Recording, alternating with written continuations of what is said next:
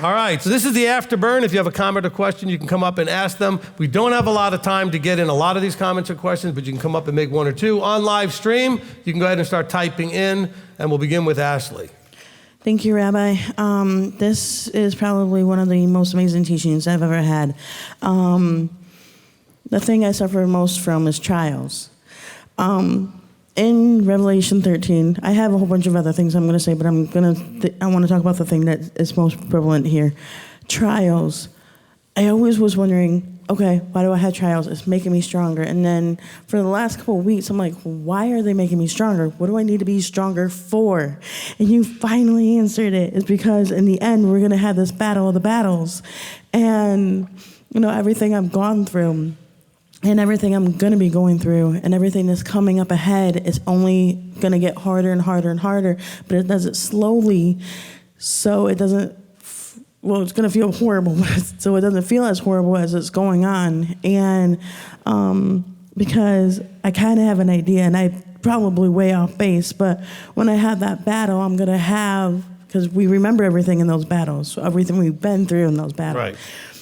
And I know my past is going to come forward, and I know I have a hard time letting go of that past, but at the same time, I'm happy I'm not letting go, and I'm keeping it at the forefront because I know what my battle is going to become. And I'm declaring the statement now. The line in the sand is already drawn for me. I'm going to the kingdom.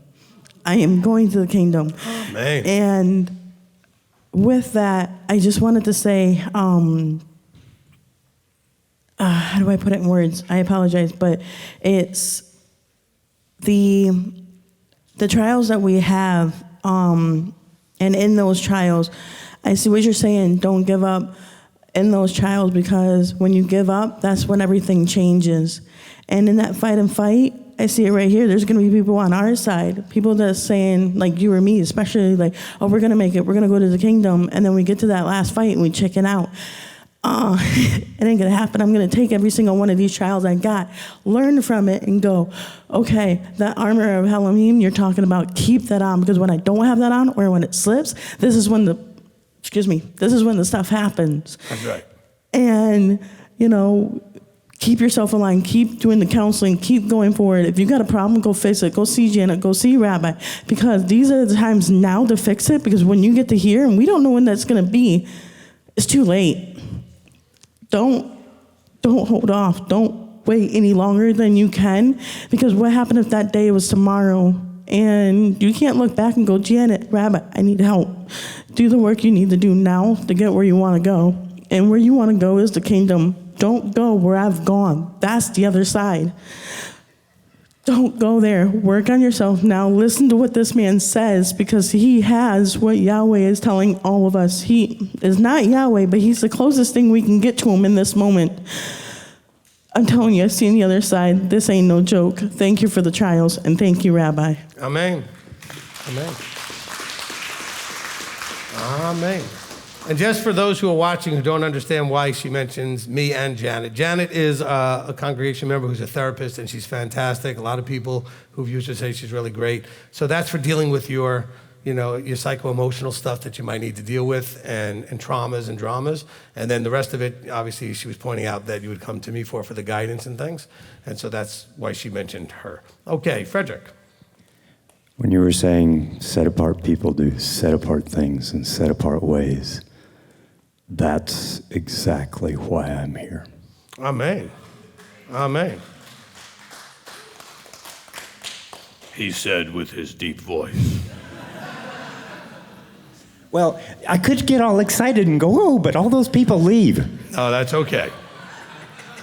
That's okay. It reminded me of one of the verses that I found when I was trying to understand the way, the truth, and the life. Mm-hmm.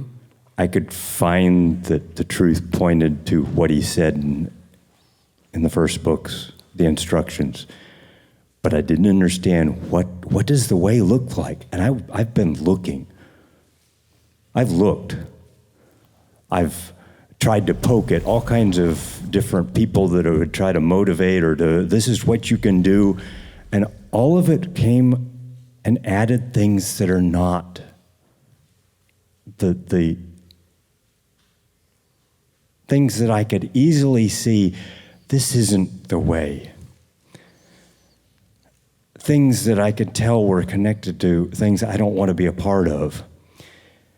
And so I'm here not just for the Torah. The biggest reason I came here was because I was looking for someone to say, this is yours and this is not yours. Develop it, work it, take control of it, build it to its full function. This is yours. Amen. Zephaniah 2:3 says, seek Yahweh, all you meek ones. Meek ones meaning those that respond and serve willingly to what is said. All you meek ones of the earth who have done his right ruling, the things that he said to do. And it goes on and it exhorts us, says, seek righteousness, seek doing the things that he said to do, and seek meekness. Seek doing all the things that are yours and not doing trespassing on anything that is not yours. Amen. If so be that then you will be hidden in the day of the wrath. If so, if you seek those two things, then you will have life. Amen. Very well said. Fantastic.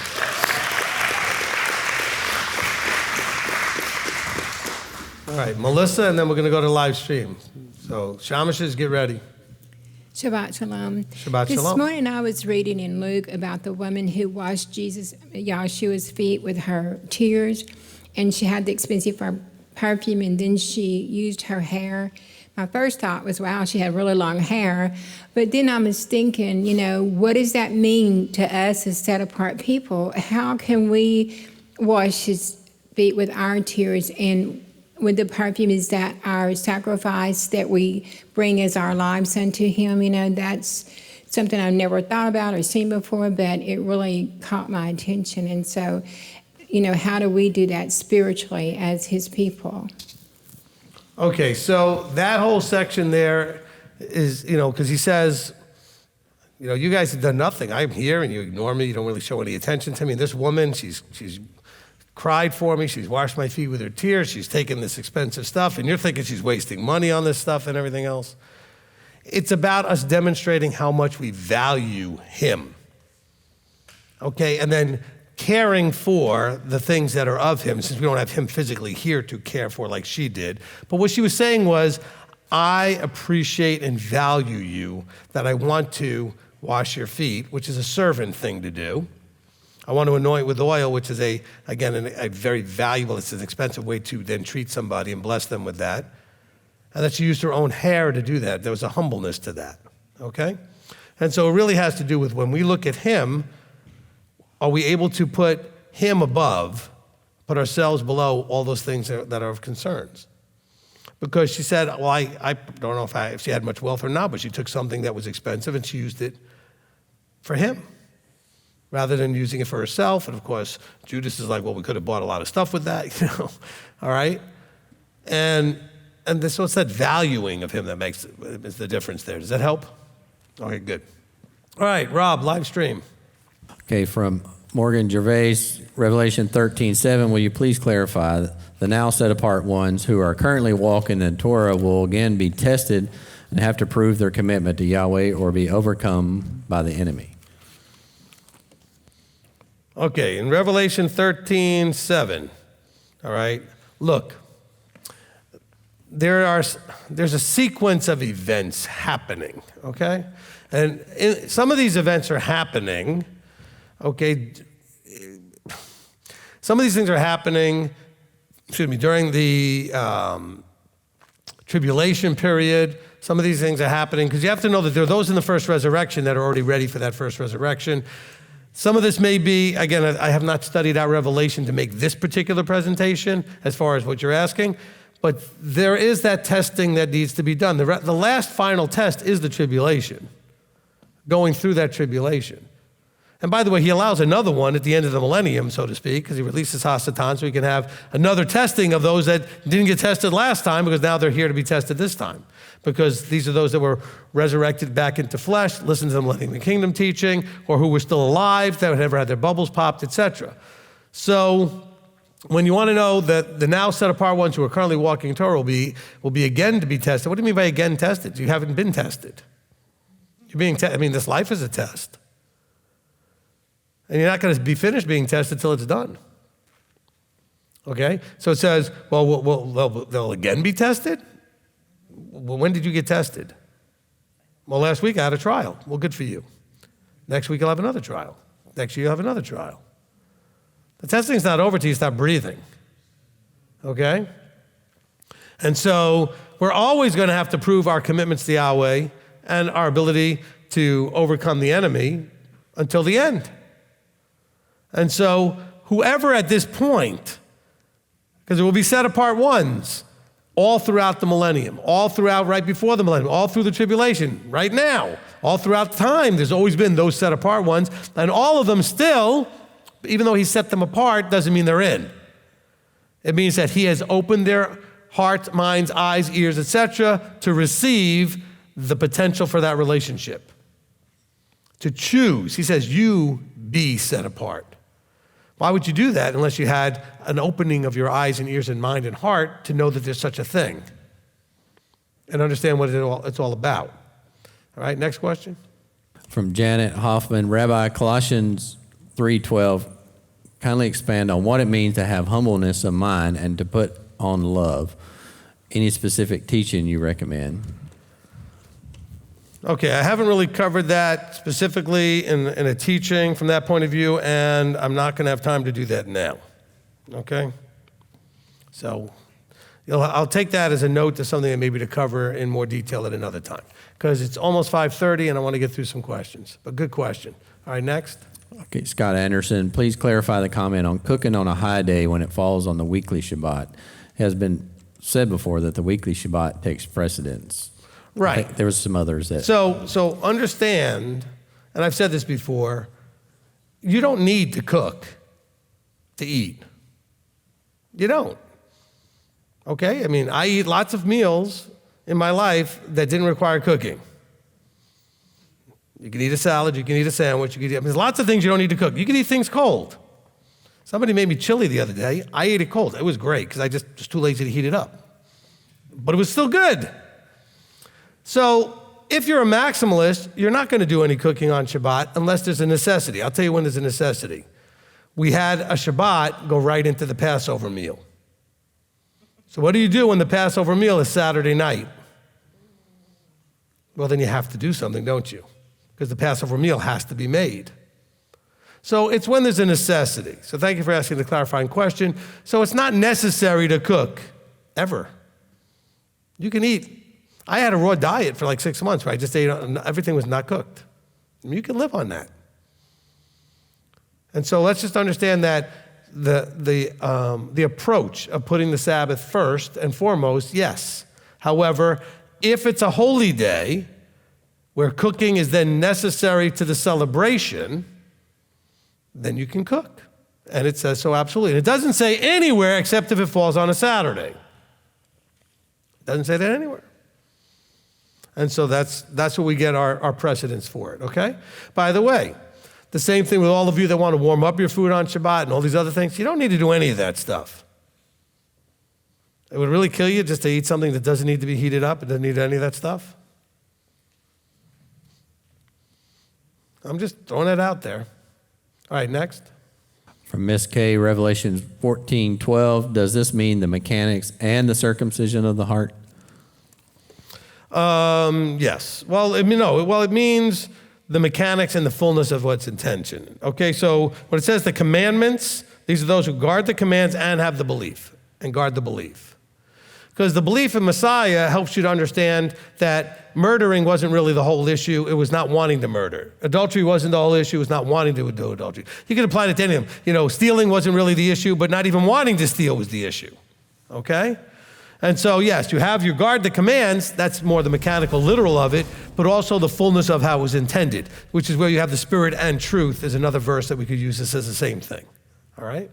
But this is also talking about the Jews who would just have the Torah and those who also believe in Messiah, those who have both. That's us, Messianic, Torah observant, Israel. So we're Israel who observe the Torah, but Jews are Israel that observe the Torah. But we have Messiah. So it's really not just talking about, the fullness of the intent and all that other stuff. It's saying, look, you're guarding the commandments and you have Messiah. You're not still waiting on him, you have him. Okay? Next. Okay, we have just a lot of people are asking about the Sabbath stuff, so we just sent them to the links. But somebody said, excuse me, do you think that there will be people in the fire that know and understand that they messed up, but have peace with it? Oh, I'm sure. I'm sure there are people out there that's like, I'm just going to do what I want, and I don't care, and I have peace with that. I'm sure that's certainly possible, okay? I'm not saying that everybody's going to have a meltdown because they're going to get thrown in the fire, but, people obviously are going to. We have verses that tell us about the weeping and gnashing of teeth and all that kind of stuff. And don't fall into that Catholic deathbed confession nonsense where the person's sitting there realizing they're in the fire and goes, okay, I get it now. I'm sorry. No, it doesn't work that way. You had a whole life to do that. You were told it was real. You just wouldn't trust him and believe it was real. And then you find out it's real. All right. Some of you have it from the other side of it. I keep telling you that counseling and all this other stuff really does work, and doing the commandments and tithing, all this stuff really does work, and you don't believe it's real. And so you don't try it. I got so many people that are as happy as can be because they try it, they get the results. And some of you, by the way, just to be clear, some of you think you have a problem that this is too big. It's going to take hours. And then you'd be surprised how many of those I fix in 8 minutes. I'm not kidding. I mean, like a person will call, we fix it. I go, do you need anything else? I go, nope, it's all fixed. I'm like, good. Because you're trying to see it through what you already, how you see things. You're not letting Elohim see it and use me to do that. So some of these things you just think, oh, it's just too big, Rabbi, I can't, it's going to take forever. Often people will start telling the story. I say, look, you don't have to tell the story. Tell me what the problem is. If I need the story, we'll get to the story. Most of the time, I don't need the story. Because you know what happens? And by the way, one of the other reasons I interrupt you when you want to tell the story is because you will relive the story. Now you're in that place all over again, and it's harder to work with you because you're reliving the story. Because you want to give me the background. Usually you give me the background because you're trying to emotionally manipulate me into a position. I'm not saying you're doing that on purpose. I'm just saying you're trying to create an emotional response from me that I'm not going to give you anyway. Because I'm a cold-hearted whatever that everybody says I am. I'm kidding. Because I'm here to give you the counsel unemotionally. In other words, I can't allow that to bias the counsel. So giving me your bleeding heart story of this terrible stuff, I may understand why the trauma is what you're going through. But you could just tell me you have the trauma, and I could do that without the story most of the time, okay? Because some of you thinking, oh, it's going to take too long. Not necessarily. Elder will tell you, most of my counselings, the only ones that go long is because I'm dealing with multiple issues. If it's one issue, that one issue is done in less than 15 minutes. I'm not bragging or anything. I'm just saying, they don't take that long. He'll often say to me, did you make your 4 o'clock call? And it's 4:08. Yep, done. He's like, okay. He's not surprised anymore. But that's the insight that comes. But you see, are you going to trust it, try it, give it a taste? No. You know why? Because you don't believe it. You don't believe I can help you. You don't believe he's working through me. You don't believe that tithing works. You don't believe that obedience to the Sabbath works. You just don't believe. See, you claim you're a believer, but your actions deny that. Because if you believed, you would give it a shot. But you don't believe. And the people that come believing I can help them get helped. Just like Yeshua only healed those who believed he could. He didn't heal anybody else. He said, your belief made you well. They didn't believe. He went to his own town. Nobody believed. Guess what? He didn't heal anybody. They didn't believe.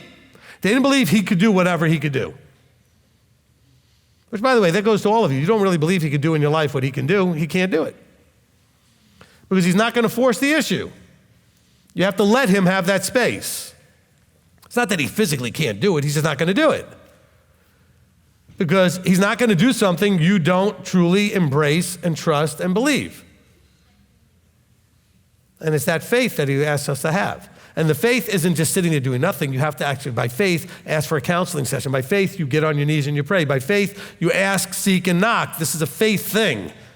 Because you're coming to it with an expectancy that it will get the result ultimately that you're looking for. The guidance so that you know what to do, whatever it is. Amen? All right, it's 5:30. Do you have anything else real quick, or can we end there? Somebody was asking about the Pesach. Judy B says she's the only one in her household that follows the commands, but if her husband and her son are both physically circumcised, can they participate in the Pesach? All right. The Passover meal, I guess technically, if they're physically circumcised, they would be allowed to come from a technical point of view, but the point of the circumcision was that people didn't do what they do today, which is, back in the 60s, everybody got circumcised in the hospital. The hospitals had circumcised everybody. So it had nothing to do with Torah. And they didn't do it on the on the 8th day. They did it on the right there in the hospital when you were born. And so, no, I would not say that they're being physically circumcised is enough. If they're not covenanted, it's a covenantal memorial meal, then they shouldn't be there. They can come to unleavened bread, all the rest of the events, and where they're now hearing Moses preach, they may decide to get covenanted at some point. But nobody should be coming to the meal if they're actively saying, I'm not covenanted, I'm not into this. So the physical circumcision doesn't mean anything at that point. Because remember, Paul explains this to you when he says, your circumcision, if you act like someone who's not circumcised, notwithstanding that circumcision, you might as well be uncircumcised. So just having the skin removed doesn't do anything without the rest of it. You have to actually covenant, because it's supposed to be a sign of a covenant. All right, anything else? We're good? All right. Excellent job, everybody.